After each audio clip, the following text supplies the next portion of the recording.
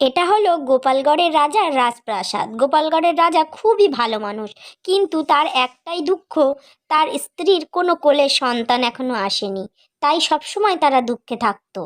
আচ্ছা রাজামশাই, এইভাবে কি করে চলবে বলুন তো? আমাদের যদি একটা সন্তানাদি না হয়, তাহলে এত বড় রাজ্য কে চালাবে বলুন তো? সেটাই তো বলছি গো গিন্নি, আমার যে কিছুই ভালো লাগে না। রাজকার্য করব কি, মন তো আমার এদিকেই পড়ে থাকে। এত বিষয় আশায় সময় সম্পত্তি কে দেখবে বলো তো আমার। মহারাজ, আপনি একবার ওঝাদের সঙ্গে কথা বলে দেখুন না, ওরা কি বলে। আমি রাজসভায় গিয়ে রাজবৈদ্যের সঙ্গে কথা বলে দেখছি। হ্যাঁ গিন্নি। এই বলে রাজামশাই রাজসভায় চলে যায়। রাজসভায় গিয়ে মহারাজ মন মনা করে বসে থাকলে রাজজ্যোতিষী মহারাজকে জিজ্ঞাসা করে, মহারাজ, অপরাধ যদি না নেন তা একটা প্রশ্ন করি আপনাকে। আপনি কদিন ধরেই মন খারাপ করে আসছেন আর রাজসভায় উদাসীন হয়ে বসে থাকছেন। আপনার কি কিছু হয়েছে মহারাজ? বাইরের শত্রুর কি আক্রমণ হতে পারে আমাদের রাজ্যে? না না রাজমদ্য মশাই, ওরকম বিষয় নয়। আসলে আমি এত বড় একটা রাজ্যের রাজা, আমার কোনো সন্তান নেই। আমার পরবর্তীকালে কে চালাবে এই রাজ্য, সেই চিন্তায় চিন্তায় আমার মন খারাপ লাগছে। আপনার কাছে কি কোনো উপায় জানা আছে? জানা থাকলে আমাকে বলুন আপনি। ও আচ্ছা রাজামশাই, এই ব্যাপার, আমাকে তো বলবেন আপনি। আচ্ছা, আপনি আর রানীমা আমার বাড়ি এক্ষুনি চলুন তো। ওখানে আমি আপনাদের একটা ফল দেব, রানীমাকে খেতে হবে। খেলে মনে হচ্ছে ভগবানের ইচ্ছায় রানীমার পেটে সন্তান আসতে পারে। রানী, তুমি এক্ষুনি তৈরি হয়ে নাও, আমার সঙ্গে যেতে হবে তোমায় রাজজ্যোতিষীর বাড়ি। রাজজ্যোতিষী বলেছে উনি একটা ফল দিলে সেই ফল খেলে তোমার নাকি গর্ভে সন্তান আসবে। এ তো খুবই আনন্দের কথা মহারাজ, আপনি এক্ষুনি আমাকে ওখানে নিয়ে চলুন। আমি কবে থেকে একটা সন্তানের জন্য কাঁদছি। যাক, ঈশ্বর তাহলে আমার কথা শুনেছেন। রাজা রানীকে সঙ্গে নিয়ে রাজজ্যোতিষীর বাড়ির উদ্দেশ্যে রওনা দেয়। তারা কিচ্ছু না নিয়ে পায়ে হেঁটেই চলে যায় রাজজ্যোতিষীর বাড়ি। যাক মহারাজ, আপনাকে যে ঔষধি দিয়েছিলাম কাজ হয়েছে। তাহলে ঈশ্বরের আশীর্বাদে আমাদের রানীমার কোল জুড়ে একটা কন্যা সন্তান এসছে। কি খুশির খবর আমাদের রাজ্যে ছড়িয়ে পড়েছে মহারাজ। হ্যাঁ হ্যাঁ রাজবৈদ্য, আমি খুব খুশি। আমাদের শহর জুড়ে আনন্দের উৎসব লাগিয়ে দাও। শহরের যা হবে সবকিছু খরচ আমি দেব। মহারাজের এত আনন্দ সহ্য করতে পারে না মন্ত্রী। সে একদিন রাজবৈদ্যকে ডেকে নিয়ে গিয়ে জীবন নিয়ে নেয়ার হুমকি দেয় আর বলে রাজার কাছে গিয়ে যেন নতুন রাজকন্যার নামে গিয়ে মিথ্যে অপবাদ দেয়। বাধ্য হয়েই রাজবৈদ্য একদিন আসে রাজামশাইয়ের কাছে এবং বলে, রাজামশাই, আপনি তো নতুন রাজকন্যার কুষ্টি আমার কাছে দিয়েছিলেন। আমি সেই কুষ্টি খতিয়ে দেখলাম ঘোর অমঙ্গল নেমে আসছে আমাদের রাজ্যে। ওই রাজকন্যা আমাদের রাজ্য যদি থাকে তাহলে আমাদের রাজ্য পুড়ে ছারখার হয়ে যাবে। যত তাড়াতাড়ি সম্ভব ওই রাজকন্যাকে আমাদের রাজ্য থেকে বের করে দিতে হবে মহারাজ। আমি একটা রাজা, আমার কাছে প্রজারাই সবার আগে। যদি আমার মেয়ের জন্য প্রজাদের অমঙ্গল হয় তাহলে আমার মেয়েকে দিয়ে এসো। কিন্তু আমার কাছে কথা হচ্ছে, রানীমা এতদিন পরে তার সন্তানকে পেয়েছে, সে কি তার সন্তানকে দিয়ে আসতে দেবে? আচ্ছা রাজামশাই, রানীমার কথাটা আমার উপরেই ছেড়ে দিন। আমি রানীমাকে ভালো করে বুঝিয়ে সুঝিয়ে তারপর ওই কন্যাটাকে নিয়ে যেখানে হোক রেখে দিয়ে আসবো। আগে তো আমাদের রাজ্যের প্রজার কথা ভাবতে হবে, তারপর নয় সন্তানের কথা ভাবা যাবে। আপনি আমার উপর দায়িত্ব দিন। রানীমা, ওই সন্তানটাকে আমাদেরকে দিতে হবে, রাজামশাইয়ের হুকুম। ও অপয়া, ওকে বাইরে এক জায়গায় ফেলে আসতে হবে। রানীমা, আমার কাছে দিন, আমি ওকে গিয়ে দিয়ে আসবো। ভালো হোক আর খারাপ হোক, আমার মেয়েকে আমি কোথাও নিয়ে যেতে দেব না। আমার মেয়ে আমার কাছেই থাকবে। তোমার সাহস তো মন্দ নয়, তুমি ফিরে যাও। নিয়ে যেও না, আমার মেয়েকে নিয়ে যেও না। জোর করে রাজকন্যাকে নিয়ে চলে যায় সেপাই। একমাত্র কন্যাকে নিয়ে চলে যাওয়ার পর রাজামশাই খুব মন খারাপ হয়ে থাকতো। আর সেই সুযোগ বুঝেই একদিন মন্ত্রী বড় এক তরোয়াল হাতে নিয়ে রাজামশাইয়ের সামনে এসে হাজির হয়। অনেক দিন ধরে ধৈর্য ধরে আছি রাজামশাই, আর নয়। ওই সিংহাসনের লোভ আমাকে কুরে কুরে খাচ্ছে। আপনি যদি সিংহাসন না ছাড়েন তাহলে আমি এক্ষুনি আপনাকে হত্যা করব। না তো আপনি নেমে আসেন, ভালোই ভালোই বলে দিচ্ছি রাজামশাই, না তো আমার হাতে হত্যা হবেন। আরে মন্ত্রী, তোমার রাজা হওয়ার ইচ্ছা আছে সেটা তো তুমি আমায় বলবে। আমি সসম্মানে তোমাকে রাজা হিসেবে গ্রহণ করতাম। আমাকে হত্যা করার কোনো প্রয়োজন নেই। আমি এক্ষুনি এই রাজদরবার, এই রাজ্য থেকে চলে যাচ্ছি। তুমি আজ থেকে এই রাজ্যের রাজা। তুমি এই রাজ্যের রাজা হয়েই থাকো। তুমি এই রাজ্য ছেড়ে তো একা একা চলে যেতে পারবে না। আমি প্রহরীদের দিয়ে তোমাকে জঙ্গলের মাঝখানে ফেলে আসবো, যেন বাঘে কুকুরে তোমাকে ছিঁড়ে খায়। তুমি পালিয়ে চলে যাবে ভাবছো? এক্ষুনি প্রহরী দিয়ে তোমাকে বন্দি করবো, আর এই রাজ্যের রাজা আমি হয়ে থাকবো।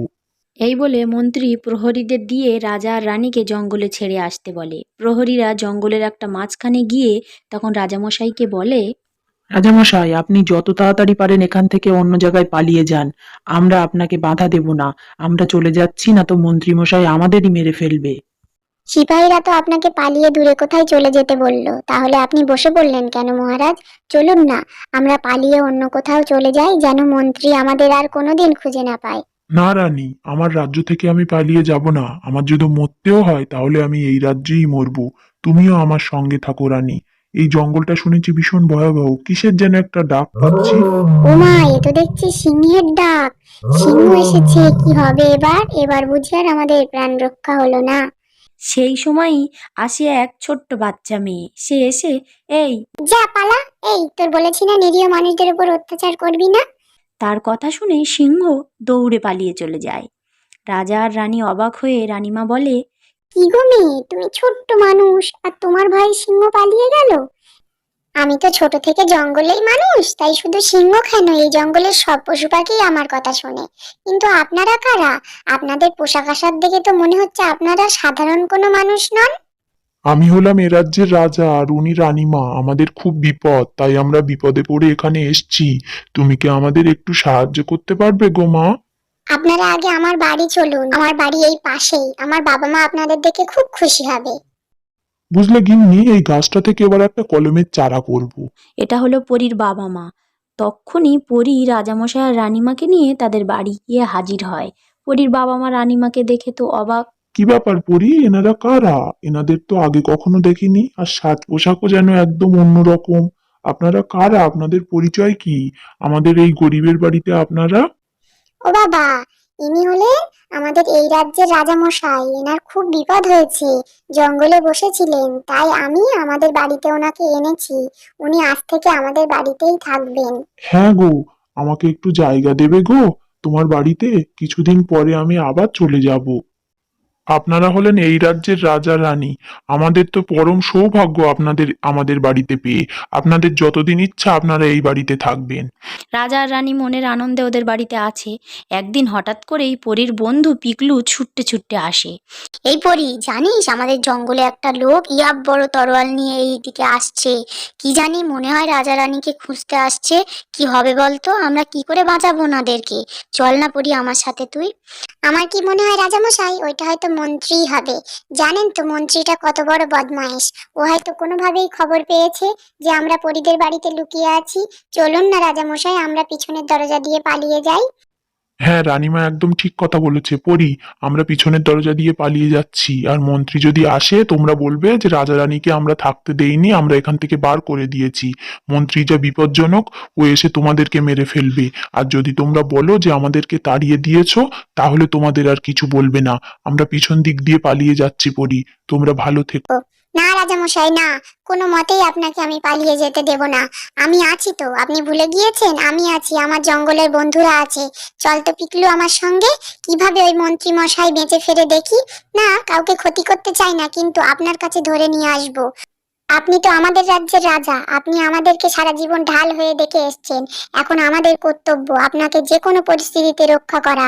চল তো পিকলু, চল, আর দেরি করে লাভ নেই।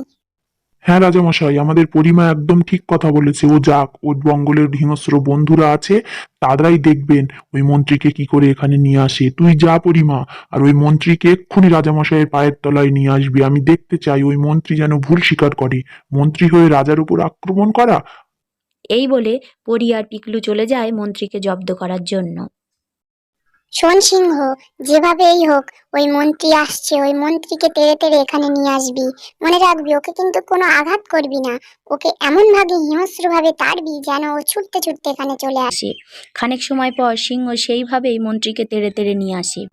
এই দেখো, আমাকে একটু বাঁচাও না মেয়ে। দেখো না, এই সিংহটা আমাকে আঁচড়ে খামচে শেষ করে দেবে, খেয়ে নেবে। আমাকে প্লিজ তোমরা এখান থেকে রক্ষা করো। আমি এই রাজ্যের রাজা। মিথ্যে কথা বলবেন না। আপনি রাজা না আপনি মন্ত্রী, আমরা সব জানি। আমাদের রাজামশাই আমাদের কাছেই আছেন। আপনি যদি ভুল স্বীকার করেন তা ভালো, না তো কিন্তু এই সিংহ এক্ষুনি আপনাকে আক্রমণ করবে। না না না, চলুন রাজার কাছে নিয়ে চলো। আমি এক্ষুনি ভুল স্বীকার করব। এই সিংহকে আমার কাছ থেকে সরে যেতে বলো। তোমরা যা বলবে আমি তাই শুনবো। খানিকক্ষণ পরেই পিকলু আর পরি মন্ত্রীকে মাঝখানে নিয়ে এসে হাজির হয়। দেখুন রাজামশাই, দেখুন, এই সেই মন্ত্রী মশাই আপনাকে আক্রমণ করতে আসছিল। সিংহকে দিয়ে এমন তারা খাইয়েছি না, জীবনে বেঁচে থাকে তো আর আপনার গদি নিয়ে টানাটানি করবে না। এই যে মন্ত্রী, তোমার পাপের ঘোড়া আজ পূর্ণ হয়েছে, ওই জন্য তুমি এখানে এসেছো। আমাদেরকে মারতে এসেছিলে না, আর নিজেই পড়েছো সিংহর ফাঁদে। এখনো বলো তুমি, রাজামশাইকে রাজ্য ফেরত দেবে নাকি সিংহর হাতে যাবে? হ্যাঁ মন্ত্রী, তুমি আমাকে অনেক অত্যাচার করেছো, আমি কিচ্ছু বলিনি। আমাকে বাঘের মুখে ঠেলে দিতে চেয়েছিলে, সেই সিংহের মুখে আজ তুমি পড়লে। তুমি এখান থেকে চলে যাবে নাকি তোমাকে আমি কারাদণ্ডে দণ্ডিত করব? তুমি অনেক অপরাধ করেছো, বলো কি করবে? ক্ষমা করে দিন রাজামশাই, আমি অন্যায় করেছি। আমাকে এখান থেকে ছেড়ে দিন, কারাদণ্ডে দেবেন না। আমি এই রাজ্য থেকেই চলে যাব, কোনোদিন এই রাজ্যে আসবো না। পরী, আমাকে ছেড়ে দিতে বলো না, আমি চলে যাচ্ছি। আপনার রাজ্য, আপনার সিংহাসন সব ওখানেই আছে, আপনি ফিরে যান। আমাকে ক্ষমা করে দিন, আমি চলে যাচ্ছি। আমি অন্যায় করেছি, এ জীবন বাঁচাতে গেলে আমাকে এখান থেকে পালিয়ে যেতেই হবে। আমি এক্ষুনি দৌড়ে পালিয়ে যাচ্ছি। এই বলে সেখান থেকে পালিয়ে যায়। রাজামশাই, মন্ত্রী তো পালিয়ে গিয়েছে, তাহলে এখন আপনার আর কোনো বিপদ রইল না। আপনি অনেক কষ্ট করে আমার মতো এই গরিবের বাড়িতে কাটিয়েছেন। এইবার আপনি আপনার রাজ সিংহাসনে ফিরে যান রাজামশাই। হ্যাঁ হ্যাঁ, রাজধানী তো ফিরে যেতেই হবে, কিন্তু আমি তো তোমাদেরকে না নিয়ে যাব না। রাজা হিসেবে আমার আদেশ, তোমরাও আমার সঙ্গে যাবে। পরি, তুমি আর তোমার বাবা মা আমাদের জন্য যা করেছো আমরা জীবনেও ভুলবো না। আমাদের মন্ত্রী তো দুষ্টু, সে তো পালিয়ে গেছে, আমাদের মন্ত্রীর পদ তো খালি আছে। তাই আমি অনেক ভেবেচিন্তে সিদ্ধান্ত নিয়েছি, আজ থেকে এই রাজ্যের মন্ত্রী হবে পরীর বাবা। এ কি বলছেন রাজামশাই? আমি আর মন্ত্রী, আমি মূর্খ সূর্খ মানুষ, আমাকে আপনি মন্ত্রীর পদে বসিয়েছেন? আমি পারবো না রাজামশাই, এত বড় পদ আমি বজায় করতে পারবো না। সেই মুহূর্তেই ছুটে আসে রাজবৈদ্য মহাশয়। রাজামশাই, আপনাকে একটা কথা বলার ছিল। আমি আমি বহু ভুল করেছি রাজামশাই, মন্ত্রী আমাকে প্রাণ কেড়ে নেবে বলে হুমকি দিয়েছিল, তাই বাধ্য হয়ে আমি বলেছি যে রাজকন্যা অপয়া ছিল। রাজকন্যা অপয়া ছিল না, সে ছিল তো বড় ভাগ্যবতী মহিলা। আমাকে আপনি ক্ষমা করে দেবেন। কি? এত বড় সাহস! এক্ষুনি আমি তোমাকে কারাদণ্ডে দণ্ডিত করব। এই সেপাই, কোথায় আছো? এক্ষুনি চলে এসো। আমার ফুলের মতো নিষ্পাপ মেয়েকে তোমার জন্য রেখে আসতে হয়েছে জঙ্গলে, আর সেই মেয়েকে না জানি কে না খেয়ে নিয়েছে। এক্ষুনি আমি সেপাইকে ডাকছি। সেপাই নিয়ে চলে গেল রাজবৈদ্যকে। আর তখন মনে দুঃখ করে রাজা বলতে বলো, হায় রে, আমি এ কত ভুল করলাম। ছোট একটা নিষ্পাপ মেয়েকে অপয়া বলে আজকে দূরে ঠেলে দিলাম। জানি না আমার সেই কত বড় হয়েছে। আমি বলেছিলাম রাজামশাই যে আমার মেয়েকে আপনি আমার কাছ থেকে কেড়ে নেবেন না, আপনি জোর করে কেড়ে নিয়েছিলেন। দেখেছেন তো এখন সব সত্যি ফাঁস হয়েছে।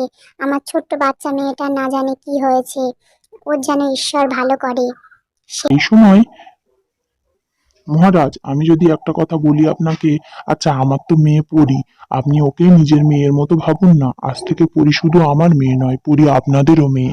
ওকে আপনারা মেয়ের মতন দেখবেন, আমি শুধু একা ওর বাবা মা নই। হ্যাঁ হ্যাঁ রাজামশাই, বাবা তো ঠিক কথা বলেছে। আপনি যখন মেয়ে হারিয়েছেন আর একটা মেয়ে তো পেয়েছেন, আমাকে আজ থেকে মেয়ে মনে করুন না। আমি বুঝতেই দেব না আপনাদের মেয়ের অভাবটা। আজ থেকে আপনিও আমার বাবা, আর আপনি আমার মা রানীমা। সব ভুল বুঝে গিয়ে আজকে আমাকে আপনারা কাছে টেনে নিন।